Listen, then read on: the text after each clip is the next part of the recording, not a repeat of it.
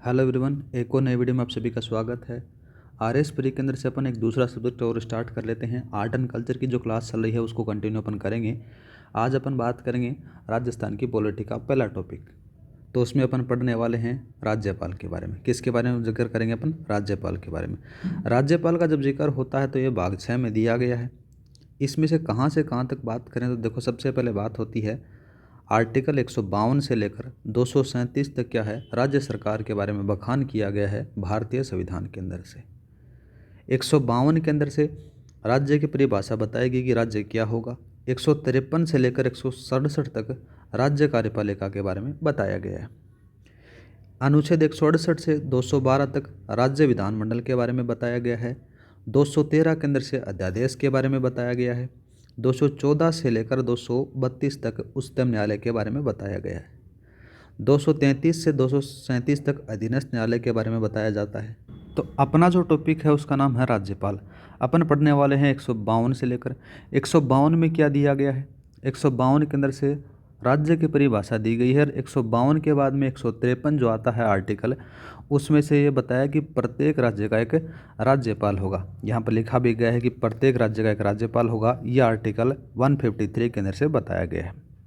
154 के अंदर से बात करें तो देखो, राज्य की समस्त कार्यपालिका शक्तियाँ राज्यपाल में निहित होंगी, जिसका प्रयोग वह स्वयं अथवा अपने अधीनस्थ के माध्यम से करेगा। मतलब कि जिस प्रकार से अपन इंडियन पॉलिटी पढ़ते हैं उसके अंदर से राष्ट्रपति पढ़ते हैं, वैसा का वैसा सेम प्रोसेस राज्य के अंदर से होता है राज्यपाल का। और जो राज्यपाल होता है वो समस्त कार्यपालिका शक्ति का क्या होता है, जितनी भी शक्तियाँ होती हैं कार्यपालिका की सारी उसमें निहित होती हैं, जिसका प्रयोग वह या तो खुद कर सकता है या फिर अपने अधीनस्थ के माध्यम से कर सकता है। आगे बात करें, जब 7वां संविधान संशोधन होता है 1956 के अंदर से, थोड़ा सा याद रखना क्या होता है। 7वें संविधान संशोधन के अंदर से ये प्रावधान किया गया कि एक व्यक्ति है ना, 2 या 2 से अधिक राज्यों का राज्यपाल हो सकता है। ठीक है, मतलब कि एक राज्यपाल एक से अधिक राज्यों का राज्यपाल होगा तो उसके वेतन और भत्ते होंगे वो अलग होंगे। उसको डिसाइड कौन करेगी? केंद्र सरकार करेगी। उसके बारे में अपन वेतन और भत्ते पढ़ेंगे राज्यपाल के बारे में, तब देखेंगे। 2 आर्टिकल याद हो गए, 153 और 154। 155 में चलते हैं। 155 में क्या किया गया है कि राज्यपाल की नियुक्ति के बारे में बताया गया है कि राज्यपाल की नियुक्ति किस प्रकार से होगी। राज्यपाल की जो नियुक्ति करता है वो राष्ट्रपति करता है। ठीक है। दूसरा बात करें तो दूसरा जाता है कि जिस स्टेट से जो बंदा बिलोंग करता है उसका उस स्टेट के अंदर से राज्यपाल नहीं बनाया जा सकता। यहाँ पर लिखा भी गया है कि स्वयं के राज्य का राज्यपाल नियुक्त नहीं किया जा सकता। ठीक है। 155 में देख लिया कि 155 के अंदर से नियुक्तियाँ दी गई हैं। अब चलते हैं 156 में। अब उनको नियुक्ति भी दे दी। नियुक्ति के अंदर से उनको कितने साल राज करना है, कितने साल उनका कार्यकाल होगा, उनके बारे में बखान करता है 156। बोले तो कार्यकाल के बारे में बताता है 156। इसके अंदर से क्या होता है देखो, राष्ट्रपति के प्रसाद पर्यंत तक वो पद पर रह सकता है। राज्यपाल राष्ट्रपति को संबोधित त्यागपत्र से समय से पूर्व भी पद को छोड़ सकता है। मतलब वो जो त्यागपत्र देगा तो वो किसको देगा? राष्ट्रपति को देगा गाइस। और वैसे देखा जाए तो राज्यपाल का जो कार्यकाल होता है वो 5 वर्ष का होता है। यहाँ पर लिखा भी गया है 5 वर्ष का। दूसरा बात यहाँ पर लिखा भी गया है कि राज्यपाल नए राज्यपाल के पद ग्रहण करने तक पद पर बना रहेगा। जब तक कि नया राज्यपाल नियुक्त होकर नहीं आ जाता है तब तक वो पद पर पहले वाला ही रहेगा। अब बात करते हैं आर्टिकल 157। आर्टिकल 157 के अंदर से क्या है, योग्यताएं दी गई हैं। ऐसे ही थोड़ी है कि हर किसी को आप राज्यपाल बना दो कि नहीं। कौन कौन सी योग्यताएं होती हैं जिसके आधार पर राज्यपाल बनाया जाता है, उनके बारे में जिक्र करते हैं। तो पहला आ जाता है कि वह भारत का नागरिक हो। ऐसे थोड़ी कि सीमा इधर को आप राज्यपाल बना दोगे, नहीं बना सकते ना। जब तक कि किसी भी बंदे के पास में भारत की नागरिकता नहीं होगी तब तक उसको नहीं बनाया जा सकता। दूसरा कंडीशन ये आ जाती है उसकी योग्यता कि 35 वर्ष की आयु पूर्ण कर चुका हो। 2 कंडीशन याद रखना कि भारत का नागरिक होना चाहिए, दूसरा 35 वर्ष की आयु पूर्ण करना होना चाहिए। ठीक है, 2 योग्यताएं हैं। अब बात करते हैं उसकी पद हेतु शर्तें कौन सी हैं। मतलब कि बनने के लिए कंडीशन होनी चाहिए, बनने के लिए क्वालिफिकेशन होनी चाहिए राज्यपाल। अब उसके लिए कौन कौन सी शर्त हैं, कंडीशन हैं, उनके बारे में जिक्र करते हैं। कंडीशनों का जो जिक्र होता है वो आर्टिकल 158 के अंदर से दिया गया है। किस में दिया गया है? पद और शर्तों के बारे में। तो देखो, पहली शर्त कौन सी आ जाती है कि किसी भी सांसद अथवा विधायक के राज्यपाल बनने की स्थिति में उसे शपथ ग्रहण से पूर्व अपने पूर्व पद से त्याग पत्र देना होगा। अन्यथा शपथ ग्रहण के साथ ही उसका जो पूर्व का जो पद है वो स्वतः ही क्या हो जाता है, रिक्त हो जाता है। पहली कंडीशन ये आ जाती है कि एक समय वो दो पदों के ऊपर नहीं रह सकता। आगे बात करते हैं, दूसरी कंडीशन कौन सी आ जाती है कि राज्यपाल को संसद द्वारा निर्धारित मात्रा में वेतन देय होगा जो राज्य के संचित निधि पर पारित होगा। ठीक है, मतलब कि जो राज्यपाल को वेतन और भत्ते मिलेंगे वो कौन डिसाइड करेगा, संसद डिसाइड करेगा। और जो पैसे मिलेंगे, जो भी वेतन देय होगा वो किससे दिया जाएगा, राज्य की संचित निधि से दिया जाएगा। आगे लाइन लिखी गई है, तथा इसके वेतन में किसी भी प्रकार की कटौती नहीं की जा सकती। जैसे कोई वित्तीय आपात आ गया या फिर कोई संकट आ गया तो उस काल के समय क्या होगा, इनके वेतन में कोई भी कटौती नहीं की जाएगी। जैसा वेतन मिल रहा है वैसा ही इनको मिलता रहेगा। और सभी प्रकार के टैक्स टाक्स वो सब कुछ देने पड़ेंगे, लेकिन जैसे कोई आपातकाल लग जाता है तो आपातकाल की स्थिति में इनके वेतनों में किसी प्रकार की कटौती नहीं होगी। अब बात करते हैं आर्टिकल 159। 159 के अंदर से क्या दे रखा है, शपथ दे रखी है कि राज्यपाल को शपथ कौन दिलाता है, कैसे लेता है, उसके बारे में अपन जिक्र करेंगे। तो राज्यपाल के शपथ के बारे में जिक्र करें तो देखो, राज्यपाल उस राज्य के न्यायालय के मुख्य न्यायाधीश अथवा उसकी अनुपस्थिति में वरिष्ठतम न्यायाधीश के समक्ष शपथ लेता है। मतलब कि जिस राज्य में राज्यपाल चुनाव हो नियुक्त होकर आता है तो उसको जब शपथ दिलाई जाती है तो वहाँ का मुख्य न्यायाधीश दिलाएगा। अगर मुख्य न्यायाधीश वहाँ पर अब्सेंट है तो वहाँ पर कौन है, उसकी अनुपस्थिति के अंदर से वरिष्ठतम जो न्यायाधीश होगा उसके समक्ष उनको शपथ लेनी पड़ेगी। ठीक है, आगे बात करें। आगे जिक्र होता है जब अपन पढ़ते हैं तीसरी अनुसूची के अंदर से, उसके अंदर से राज्यपाल की शपथ का कोई भी उल्लेख आपको देखने को नहीं मिलता। यहाँ पर लिखा गया है कि राज्यपाल की शपथ के प्रारूप का वर्णन तीसरी अनुसूची में नहीं है। ठीक है, कौन सी में नहीं है, तीसरे में नहीं है। आगे बात करते हैं आर्टिकल 160 के बारे में। आर्टिकल 160 क्या कहता है, शपथ भी दिला दी, सब कुछ वहाँ पर आ गया। अगर आकस्मिक रिक्ति हो जाए, मतलब कि अचानक वो पद खाली हो जाता है, उसके बारे में क्या करना है, तो ये आर्टिकल 160 में बताया गया है। ठीक है, तो इसके अंदर से क्या होता है कि राष्ट्रपति द्वारा निर्धारित व्यक्ति उस पद के कर्तव्यों का निर्वहन करेगा। मतलब कि आकस्मिक रिक्ति हो जाती है, कभी कभार किसी की डेथ हो जाती है तो वहाँ पर वो पद है वो खाली हो जाता है, तो इसके लिए राष्ट्रपति एक व्यक्ति को निर्धारित करता है। और निर्धारित क्या व्यक्ति होता है, वो जितने भी कार्य होते हैं राज्यपाल के वो सारे के सारे वो खुद करता है। ठीक है, नेक्स्ट बात करते हैं जिसका नाम होगा राज्यपाल के विशेष अधिकार। कौन कौन से विशेष अधिकार दे रखे हैं राज्यपाल को, उनके बारे में जिक्र करते हैं। आर्टिकल 361 में बात करें तो देखो क्या दे रखा है कि राज्यपाल अपने किसी भी कर्तव्य के लिए किसी भी न्यायालय के प्रति उत्तरदायी नहीं होगा। ठीक है, दूसरा बात करें तो किसी भी न्यायालय द्वारा उसके विरुद्ध गिरफ्तारी आदेश जारी नहीं किया जा सकता, कि राज्यपाल के खिलाफ कोई भी गिरफ्तारी वारंट है वो आदेश से जारी नहीं कर सकते। ठीक है, आगे बात करें तो राज्यपाल के विरुद्ध किसी भी न्यायालय में फौजदारी मामले नहीं लाए जा सकते। वैसे देखा जाए तो दो प्रकार के मामले होते हैं, एक मामला होता है फौजदारी और दूसरा होता है दीवानी मामले। फौजदारी मामले कौन से होते हैं, जिसके अंदर से मारकाट हो गई, लड़ाई झगड़ा हो गया वगैरह वगैरह। तो ऐसा नहीं हो सकता कि उस राज्यपाल ने उनके साथ में मारकाट कर दी तो उनके विरुद्ध क्या कर सकते हैं, अपन न्यायालय के अंदर से उनको समकक्ष कर सकते हैं, ऐसा नहीं हो सकता। नेक्स्ट बात करते हैं, राज्यपाल के विरुद्ध न्यायालय में दीवानी मामले 2 माह के पूर्व सूचना के आधार पर ही लाए जा सकते हैं। मतलब कि 2 माह पहले पूर्व सूचना देनी पड़ेगी, बाद में ही उनको इसके अंदर से दीवानी मामले लाए जा सकते हैं। ठीक है, अब जिक्र करते हैं राज्यपाल की शक्तियाँ, कौन कौन सी पावर होती हैं राज्यपाल के पास में। तो सबसे पहले जो शक्ति होती है वो कार्यपालिका संबंधी शक्तियाँ होती हैं। जैसे मैंने बताया कि कार्यपालिका के अंदर से जो प्रधान होता है मेन चीज़ से, मुख्यमंत्री से ऊपर राज्यपाल होता है। तो कार्यपालिका संबंधी शक्तियों के बारे में जिक्र करते हैं तो आर्टिकल 154 में बताया गया है कि राज्यपाल समस्त कार्यपालिका शक्ति राज्यपाल में निहित होगी, जिसका प्रयोग वह स्वयं अथवा अपने अधीनस्थ के माध्यम से करेगा। मतलब कि जितनी भी कार्यपालिका शक्ति होती हैं वो सारी की सारी किस में निहित होंगी, राज्यपाल में निहित होती हैं। आर्टिकल 164(1) में बात करते हैं। आर्टिकल 164(1) क्या कहता है कि मुख्यमंत्री और मंत्रियों की नियुक्ति कौन करेगा, राज्यपाल करेगा।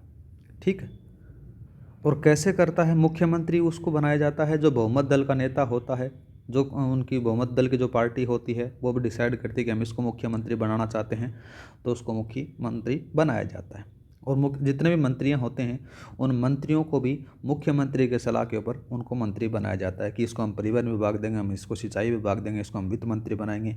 ये कौन कहता है? ये कहता है मुख्यमंत्री। किसको? राज्यपाल को। बाद में उनको मंत्री बनाया जाता है। तो किस किस प्रकार से अपन गठन करते हैं वो सारी चीज़ें अपन जब मंत्री परिषद का जो टॉपिक होगा उसमें देख लेंगे। आगे बात करें, देखो मुख्यमंत्री की नियुक्ति राज्यपाल करेगा, ये चीज़ मैंने बताई, तथा अन्य मंत्रियों की जो नियुक्ति है वो राज्यपाल मुख्यमंत्री के सलाह से करेगा कि किसको क्या बनाना है, किसको कौन सा विभाग देना है, कौन से को कौन सा मंत्री बनाना है। ये सारा काम कौन करेगा? राज्यपाल करता है, लेकिन सलाह किसकी लेगा? सलाह लेगा मुख्यमंत्री की। ठीक है गाइस। नेक्स्ट बात करते हैं महत्वपूर्ण पदाधिकारियों की नियुक्ति। इसमें क्या बखान किया गया है? इसमें यह बखान किया गया है कि महत्वपूर्ण जो पदाधिकारी होते हैं उनकी नियुक्ति भी राज्यपाल करता है। जैसे महाधिवक्ता की नियुक्ति कौन करता है? राज्यपाल करेगा, यह आर्टिकल 165 में बताया गया है। जिला न्यायाधीश होता है उसकी भी नियुक्ति राज्यपाल करेगा, जो आर्टिकल 223 में बताया गया है। राज्य निर्वाचन आयुक्त की भी नियुक्ति कौन करेगा? राज्यपाल करेगा, जो आर्टिकल 243 में बताया गया है। राज्य लोक सेवा आयोग के अध्यक्ष और सदस्यों की नियुक्ति भी कौन करेगा? 316 केंद्र से राज्यपाल के द्वारा की जाती है। राज्य आयोग लोक सेवा आयोग समझ गए होंगे, जैसे आरपीएससी के जो भी सदस्य हो गए, जो भी अध्यक्ष हो गया, उनकी नियुक्ति कौन करता है? 316 केंद्र से राज्यपाल के द्वारा की जाती है। नेक्स्ट बात करते हैं राज्य स्तर के आयोग हैं उनके आधार भी जो नियुक्त अध्यक्षों की नियुक्ति करेगा वो भी राज्यपाल करेगा। दूसरा बात करते हैं, थोड़ा सा इंपॉर्टेंट है, बहुत बार पूछा भी जाता है कि राज्य के विश्वविद्यालयों के वीसी बोले तो वाइस चांसलर बोले तो कुलपति की नियुक्ति है वो भी कौन करता है? राज्यपाल के द्वारा की जाती है। जितनी भी गवर्नमेंट यूनिवर्सिटियां हैं राजस्थान के अंदर से, उनके जो कुलपति हैं उनकी जो कुलपतियों की जो नियुक्ति होती है वो राज्यपाल करेगा। ठीक है। नेक्स्ट बात करते हैं, नेक्स्ट आता है कि पद ज्योति संबंधी शक्तियों के बारे में। इसमें से क्या होता है कि मंत्री और महाधिवक्ता राज्यपाल के प्रसाद पर्यंत पद पर रहता है। ठीक है। नेक्स्ट बात करें तो राज्यपाल के नाम का प्रयोग आर्टिकल 166 में किया गया है, याद रखना। किस में किया गया है? 166 के अंदर से राज्यपाल का नाम का प्रयोग किया गया है। अब बात करते हैं राष्ट्रपति की सिफारिश करना, जैसे राष्ट्रपति शासन की सिफारिश करना, ये भी आ जाता है। ये भी शक्ति किसके पास में होती है? राज्यपाल के पास में होती है। जैसे कोई भी यहाँ पर राज्य के अंदर से कोई बड़ा दंगा हो जाता है, बाह्य आक्रमण हो जाता है, जैसे राजस्थान है, राजस्थान के अंदर से कोई बाह्य देश का जैसे पाकिस्तान का आक्रमण हो जाता है, तो जो राष्ट्रपति शासन है बोले तो जो राष्ट्रपति जो शासन है उसका यहाँ पर लग जाता है। कैसे लगेगा? राज्यपाल बोल देगा कि मेरे बस की बात नहीं है, तो राष्ट्रपति वहाँ पर शासन लगा देता है, वहाँ पर भारतीय सेना को भेज देता है और वहाँ पर राष्ट्रपति सारा का सारा कंट्रोल किसके हाथ में चला जाता है? राष्ट्रपति के हाथ में चला जाता है।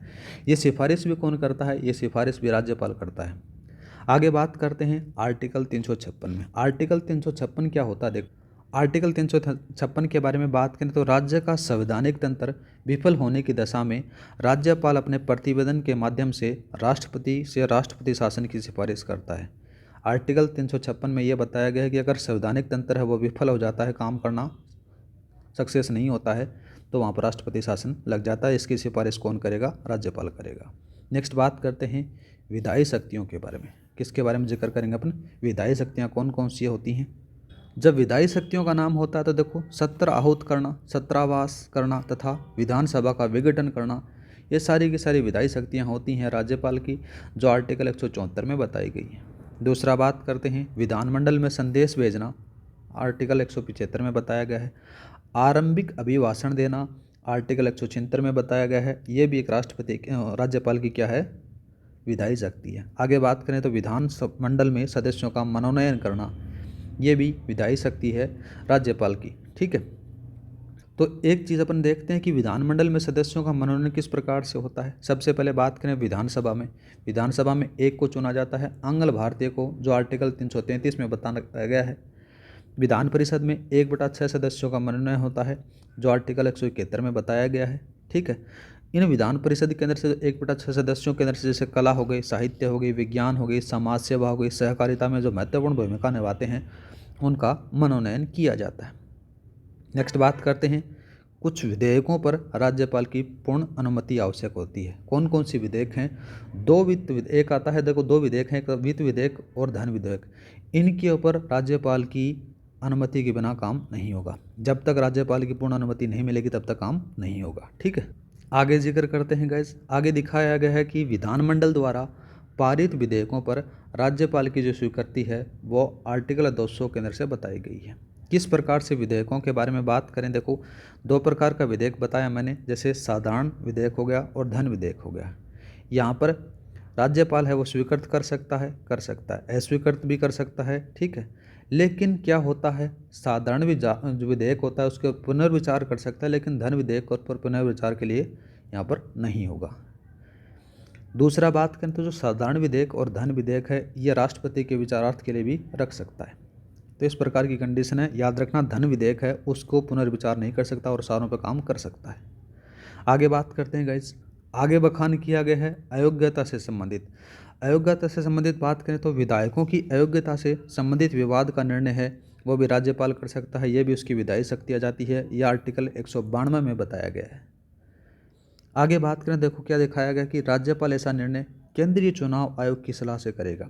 अगर किसी भी विधायक को अयोग्य घोषित करना है तो वह सलाह किसकी लेगा, सबसे पहले केंद्रीय चुनाव आयोग से सिफारिश करेगा और बाद में उनके सलाह के आधार पर उसको अयोग्य घोषित कर सकता है। अब एक चीज़ याद रखना, दल बदल के बारे में अपन बात करते हैं। दल बदल क्या चीज़ है? जब दल बदल के बारे में बात करें तो देखो सदस्य की दल बदल से संबंधित अयोग्यता के विवाद का अंतिम निर्णय पीठासीन करेगा और यह आर्टिकल अनुसूची 10 में बताया गया है और 7वें पैरा में बखान किया गया है इसका दल बदल के बारे में। ठीक है, नेक्स्ट बात करते हैं वीटो शक्ति के बारे में। किसके बारे में जिक्र करेंगे? 8वां जाता है वीटो शक्ति। तो वीटो शक्तियों का जब बखान होता है तो 3 प्रकार की वीटो शक्तियाँ आपको देखने को मिल जाती हैं। एक आ जाती है आत्यंतिक वीटो आ जाती है, दूसरी निलंबनकारी वीटो आ जाती है और तीसरी आ जाती है पॉकेट वीटो या फिर इसको बोला जाता है जेबी वीटो। इन तीनों वीटो शक्तियों के बारे में अपन बात करने वाले हैं। पहला दिया गया है कि आत्यंतिक वीटो के बारे में कि किसी भी विधेयक को राज्यपाल द्वारा अस्वीकृत करना, यह आत्यंतिक वीटो आ जाता है। निलंबनकारी वीटो के बारे में बात करें तो किसी भी विधेयक को पुनर्विचार के लिए भेजना, ये निलंबनकारी के अंदर से शामिल किया जाता है। आगे बात करते हैं पॉकेट वीटो। पॉकेट बोले तो जेबी वीटो भी इसको कहा जाता है। तो इसके अंदर से क्या होता है कि किसी भी विधेयक पर राज्यपाल द्वारा कोई प्रतिक्रिया न करना क्या कहलाता है? पॉकेट वीटो कहलाता है। अब जिक्र करते हैं अपन अध्यादेश जारी करना। अध्यादेश जारी करना के बारे में बात करें तो ये 213 के अंदर से बताया गया है, आर्टिकल 213 में। इसके अंदर से क्या होता है कि जब कोई विधानमंडल का सत्र नहीं चल रहा होता ना, तब किसी भी कानून को अति आवश्यकता हो जाती है कि उनको पारित किया जाए। तो राज्यपाल क्या करता है, राज्य सूची और समवर्ती सूची में किसी विषय पर अध्यादेश जारी कर सकता है। ठीक है, और ऐसा अध्यादेश न्यायिक समीक्षा के अधीन ही होगा। दूसरी कंडीशन आ जाती है कि ऐसा अध्यादेश नए सत्र के शुरू होने से 6 सप्ताह की अवधि तक ही प्रभावी रह सकता है, बाद में नहीं रहेगा। दूसरी कंडीशन आ जाती है कि राज्य विधानमंडल इस अवधि से पूर्व भी इस पर अध्यादेश को क्या कर सकती है? समाप्त कर सकती है। मतलब कि 6 महीने से पहले भी उसको समाप्त कर सकती है, लेकिन वो 6 महीने तक ही प्रभावी रहता है, जब तक नया सत्र चालू नहीं होता तब तक। ठीक है, नेक्स्ट बात करते हैं न्यायिक शक्ति के बारे में। न्यायिक शक्ति का जब जिक्र होता है तो कौन कौन सी न्यायिक शक्तियाँ होती हैं राज्यपाल के, उनके बारे में बात करें। पहली शक्ति होती है क्षमादान की शक्ति, जो आर्टिकल 161 में बताई गई है। इसमें से क्या होता है कि राज्यपाल को क्षमादान, इस शक्ति के अंतर्गत 5 प्रकार की शक्तियाँ प्राप्त होती हैं, जैसे पूर्ण क्षमादान हो गया, लघुकरण हो गया, परिहरण हो गया, विराम हो गया और दूसरा जाता है परिविलंबन आ जाता है। इन 5 के बारे में अपन जिक्र करने वाले हैं। पहली बात करते हैं कि पूर्ण क्षमादान। पूर्ण क्षमादान के अंदर से क्या होता है कि कोई अपराधी है, उस अपराधी के ऊपर से जो भी सज़ा दी गई है, उस पर लगे गए आरोप हैं, उनको समाप्त कर सकता है। लेकिन एक कंडीशन याद रखना, जब राज्यपाल होता है, राज्यपाल के पास में मृत्युदंड के मामले में पूर्णतः समाधान की शक्ति नहीं कर सकता। यह शक्ति किसके पास में होती है? या राष्ट्रपति के पास में होती है, यह इनके पास में नहीं होती। दूसरा बात करते हैं लघुकरण के बारे में। लघुकरण क्या होता है कि सज़ा की प्रकृति में परिवर्तन करते हुए अपेक्षाकृत कम सज़ा करना, ये देखने को मिल जाता है। नेक्स्ट आता है परिहार। परिहार क्या होता है कि सज़ा की जो प्रकृति में परिवर्तन किए बिना सज़ा कम करना परिहार कहलाता है। विराम के बारे में बात करें तो देखो, अपराधी के तत्कालीन परिस्थितियों को देखते हुए सज़ा स्थगित करना अथवा कम करना, ये विराम आ जाता है। परिविलंबन के बारे में बात करें तो देखो, सज़ा के निष्पादन के बाद में अस्थायी रूप से रोक लगा देना परिविलंबन कहलाता है। ये सारी की सारी शक्तियाँ न्यायिक शक्तियाँ होती हैं, याद रखना, और ये क्षमादान शक्तियों के अंतर्गत आती हैं। अब बात करते हैं आगे। एक चीज़ और याद रखना, पिछली बार पूछा गया था आरएस के अंदर से, तो जो है ना सैन्य न्यायालय, सैन्य न्यायालय के अंदर से कोई भी बोलबाला नहीं रहता किसका, राज्यपाल का, वो सारा का सारा किसके पास में रहता है, राष्ट्रपति के पास में रहता है। तो बात करें तो देखो, राज्यपाल होता है वो सैन्य न्यायालय से संबंधित मामलों में क्षमादान किसी भी शक्ति का प्रयोग नहीं कर सकता। वो जबकि क्या कर सकता है, ये सारी शक्तियाँ किसके पास में होती हैं, राष्ट्रपति के पास में होती हैं। अगर सेना का कोई भी मामला आ जाता है उसके अंदर से राज्यपाल कुछ नहीं करेगा, सारा का सारा काम कौन देखेगा, राष्ट्रपति देखेगा। ये पिछली बार भी क्वेश्चन आया था गाइस। अब बात करते हैं नेक्स्ट, जिसका नाम आ जाता है वित्तीय शक्तियाँ। वित्तीय शक्तियों के अंदर से कौन कौन सी होगी, देखो पहला आ जाता है कि धन विधेयक, वित्त विधेयक राज्यपाल से पूर्व अनुमति से पेश किए जा सकते हैं। दूसरा नाम आ जाता है कि राज्यपाल प्रतिवर्ष विधानसभा में बजट पेश करवाता है, यह आर्टिकल 202 में बताया गया है और ये भी वित्तीय शक्तियों के अंदर शामिल किया जाता है। एक चीज़ और लिख लो, देखो कौन सा जाता है, विधानसभा में बजट करवाता है। ये चीज़ें मैं लिख देता हूँ जिससे आपको थोड़ा सा याद रह जाए। राज्यपाल प्रतिवर्ष विधानसभा में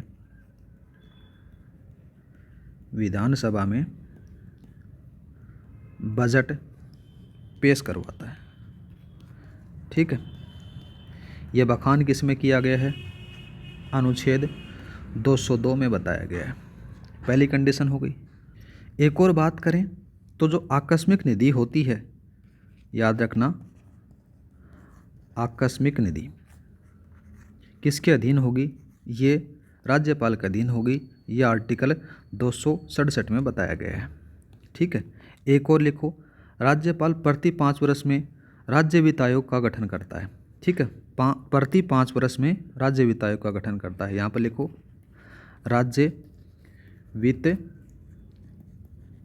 आयोग का गठन करता है, कौन करेगा, और यह आर्टिकल लिखना, अनुच्छेद आ जाता है 243, कौन सा आएगा, जय में बताया गया है।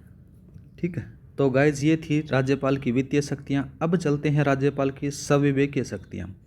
संविवेकीय शक्तियों का जब जिक्र होता है तो याद रखना आर्टिकल किस में दिया गया है, 163 में बखान किया गया है राज्यपाल की संविवेक शक्तियों के बारे में।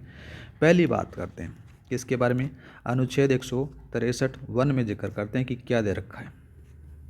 ठीक है, इसके बारे में जिक्र करें तो राज्यपाल को उसकी संविवेकीय शक्तियों के अतिरिक्त सहायता एवं परामर्श हेतु एक मंत्री परिषद होगी जिसका प्रधान मुख्यतः मंत्री होता है। ठीक है, अर्थात बात करें तो संविधान के अंदर से राज्यपाल की जो संविवेकीय शक्तियों का क्या है, प्रावधान देखने को मिल जाता है। आगे आ जाता है कि किसी भी विधेयक को राष्ट्रपति के विचार के लिए भेजना राज्यपाल की क्या जाती है, संविवेकीय शक्ति है, जो आर्टिकल किस में बताई गई है, अनुच्छेद 200 में बताई गई है। ठीक है, यहाँ पर क्या लिखोगे, किसी भी विधेयक को राष्ट्रपति के पास भेजना। ठीक है गाइस, आगे बात करें। आगे दिखाया गया है कि राज्य का जो संवैधानिक तंत्र है वो विफल होने की स्थिति के अंदर से राष्ट्रपति शासन की जो है सिफारिश राज्यपाल अपने स्वविवेक के आधार पर ही करता है, और ये 356 में करता है, जो मैंने पहले बता चुका हूँ।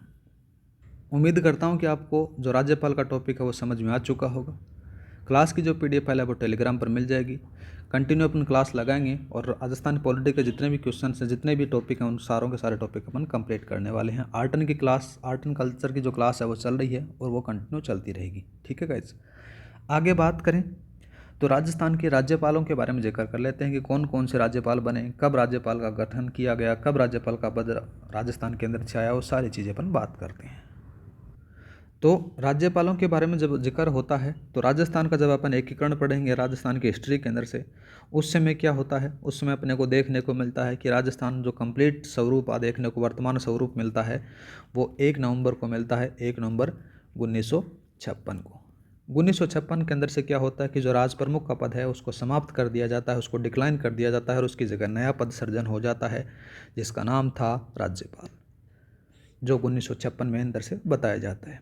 और उसी समय राज्यपाल का जो गठन होता है, राज्यपाल पद का गठन होता है, और गठन होने के बाद में प्रथम राज्यपाल जो बनाए जाते हैं राजस्थान के, नाम आता है गुरुमुख निहाल सिंह। और जो गुरुमुख निहाल सिंह हैं वो राजस्थान के प्रथम राज्यपाल बन जाते हैं और उनका जो कार्यकाल 1956 से स्टार्ट होता है और 1962 तक चलता है। कब तक चलता है? 1956 से 1962 तक चलता है। जिक्र करेंगे अपन इन्हीं के बारे में। देखो यहाँ पर लिखा भी गया है कि पद आ जाता है वो 1956 में सृजन होता है। और यहाँ पर क्या होता है कि जो गुरुमुख निहाल सिंह का जो पद है वो 1956 के अंदर से सर्जित हो जाता है। जो राज प्रमुख का पद है उसको हटा दिया जाता है। 1956 से 1952 के मध्य इनका कार्यकाल रहता है। वर्तमान में बात करें तो क्या नाम आ जाता है? श्री हरिभाऊ किशनराव बागड़े आ जाते हैं वर्तमान राज्यपाल राजस्थान के। ये कौन से नंबर के हैं? ये 43वें नंबर के राज्यपाल हैं, याद रखना, ठीक है। अब जिक्र करते हैं महिला राज्यपालों के बारे में। महिला राज्यपालों का जब जिक्र होता है तो 3 राज्यपाल आपको देखने को मिलेंगे। कितनी मिलेंगी? 3 मिलेंगी। पहला आ जाता है प्रतिभा पाटिल जो प्रथम राज्यपाल थी, महिला राज्यपाल राजस्थान की। प्रभा राव जो पद पर रहते हैं उनका देहांत हो जाता है। तीसरा आ जाता है मार्गरेट अल्वा। ये आ जाती हैं 3 महिला राज्यपाल राजस्थान की, ठीक है। आगे बात करते हैं पद पर रहते हुए देहांत राज्यपालों की संख्या कितनी है? 4 आ जाती है। कौन कौन से होते हैं उन्हीं के बारे में बात करते हैं। दरबारा सिंह की 1998 में, निर्मलचंद जैन 2003 में, शैलेंद्र कुमार राव 2009 में और प्रभा राव 2010 में। ये 4 लोग थे जिनकी पद पर रहते हुए देहांत हो गया था। अब बात करते हैं कि लोकसभा अध्यक्ष रहे राज्यपालों के बारे में। तो 2 लोग हैं, एक नाम आता है हुकुम सिंह और दूसरे का नाम आता है बलीराम भगत, ठीक है गाइस। अब बात करते हैं ऐसे राज्यपाल जिनके समय राष्ट्रपति शासन लगा, उनकी संख्या बात करें तो ये कितनी आ जाती है? 4 आती है, याद रखना। यहाँ पर लिखा भी गया है इनकी संख्या कितनी है? 4 है। मतलब कि राजस्थान के अंदर से 4 बार राष्ट्रपति शासन लग चुका है राज्यपालों के समय। यहाँ पर पहला बात करें तो डॉक्टर संपूर्णानंद आ जाता है और सरदारा हुकुम सिंह आ जाता है, 1967 में लगा। दूसरा बात करें तो वेदपाल त्यागी और रघुकुल तिलक आ जाता है, 1977 के अंदर से लगा। पहले 2 राष्ट्रपति शासन लगे। तीसरा बात करें तो रघुकुल तिलक है, इनके समय पे लगता है 1980 में। फिर आता है एम चन्ना रेड्डी और दूसरा नाम आता है धनकीलाल मांडल, ठीक है। और बलीराम भगत आते हैं 1992-93 के अंदर से, ये चौथी बार लगता है। इस प्रकार से राजस्थान के अंदर से 4 बार राष्ट्रपति शासन लगा हुआ है। ये सीधा सीधा पूछ लेता एग्जाम के अंदर से, ठीक है। कितनी बार लगा हुआ है? 4 बार। और बात करें तो जोगिंदर सिंह के द्वारा त्यागपत्र दे दिया गया था जब वो पद के ऊपर रह रहे थे। मतलब किसके द्वारा दिया गया था? जोगिंदर सिंह के द्वारा दिया गया था। इस प्रकार से आपका जो राज्यपाल का टॉपिक है वो कंप्लीट हो जाता है। जितने भी चीज़ें थी मैन वो चीज़ें मैंने आपको बता दी गई हैं गाइज। क्लास अच्छी लगी तो लाइक और सब्सक्राइब करना ना भूलें। नए लोग हैं वो एक बार थोड़े से मोटिवेशन के लिए लाइक और सब्सक्राइब करना ज़रूर ना भूलें, ठीक है गाइज। आज के लिए इतना ही, मिलते हैं नेक्स्ट क्लास में। जय हिंद, जय भारत। ऐसे अपन आगे वाला टॉपिक करेंगे जिसका नाम होगा राज्य मंत्री परिषद, ठीक है गाइज। किस प्रकार से मंत्री परिषद का गठन होता है, कोर्ट से अनुच्छेद में बताया गया है, वो सारी चीज़ें अपन देखने वाले हैं, ठीक है। क्लास की जो PDF है आपको टेलीग्राम पर मिल जाएगी। टेलीग्राम का जो लिंक है वो डिस्क्रिप्शन में दे रखा है। जय हिंद, जय भारत।